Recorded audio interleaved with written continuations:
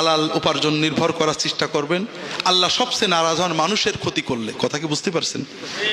আমরা মুসলমানরা বুঝি না, আমরা বোনের হক, স্ত্রীর হক, স্বামীর হক, মায়ের হক মেরে দিয়ে ওজনে কম দিয়ে হজ উমরা করি। ভাই লাভ নেই, জীবনে হজ করবেন না, মসজিদে 1 টাকা দেবেন না, কিন্তু বোনের 20 টাকা দিয়ে দেন, বউয়ের 20 টাকা দিয়ে দেন, মায়ের 20 টাকা দিয়ে দেন, ইনশাআল্লাহ আপনি আল্লাহর ওলি হয়ে যেতে পারবেন। হুজুরের 2000 হাদিয়া দিলেন, যদি আল্লাহকে খুশি করতে দেন নফল দান, আর হুজুরের নেক নজরের জন্য দেন শিরিক। আর আপনি এই দানটা নফল, আর আপনার বউয়ের পাওনা, বোনের পাওনা, ভাইয়ের পাওনা এটা ফরজ। কাজেই সবসময় মনে রাখবেন আল্লাহ মায়ের চেয়ে আপন। মা সহজেই মাফ করে, ঠিক না? ভাই বোনকে সহজে মাফ করে।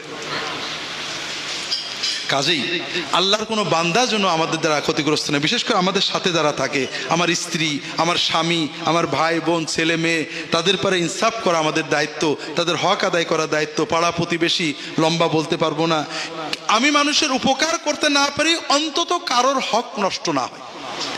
2 নম্বর, সাধ্য হলে মানুষের উপকার করা। তাহাজ্জুদের নামাজ পড়ার চেয়েও মানুষের উপকার করার সওয়াব অনেক বেশি। এগুলো করবেন।